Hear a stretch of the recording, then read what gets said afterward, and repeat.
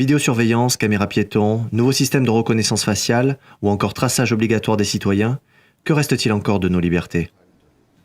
Suite aux manifestations contre la gestion du coronavirus en Aveyron, les forces de l'ordre ont utilisé la vidéosurveillance comme outil d'identification des manifestants. Ces derniers ont été surpris de recevoir des amendes surprises, sanctionnant ces rassemblements alors même qu'ils portaient des masques. Afin d'éviter tout conflit, Emmanuel Macron va plus loin et souhaite une généralisation des caméras piétons pour la police.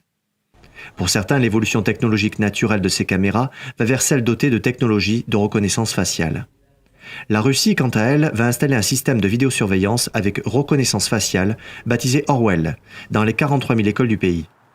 Des associations dénoncent une tentative de surveillance des professeurs et de leurs cours.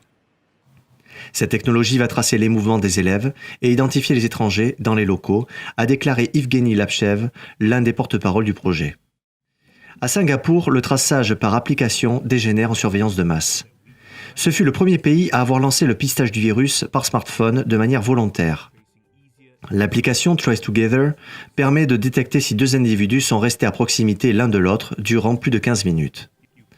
Cette application, basée sur le volontariat, a très vite été remplacée par un nouveau service liberticide baptisé Safe Entry.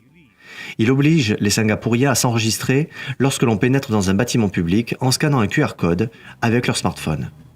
Le collectif libertaire technocritique Pièces et Main-d'œuvre affirme que la société de surveillance, nous y sommes, et nous entrons désormais dans la société de contrainte.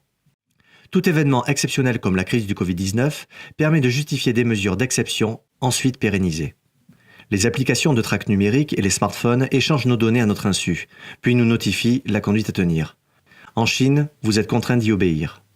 Le gouvernement chinois a mis en place, durant l'épidémie, un système de QR code de santé, indispensable pour accéder aux lieux publics. Les habitants de Hangzhou, ville de 13 millions d'habitants, ont appris qu'ils devraient désormais vivre en permanence avec ce passeport électronique qui prendra en compte leur hygiène de vie.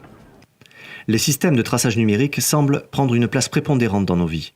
Souvent proposés de manière facultative par les gouvernements, comme outil d'aide à la gestion, ils basculent très vite dans l'obligatoire.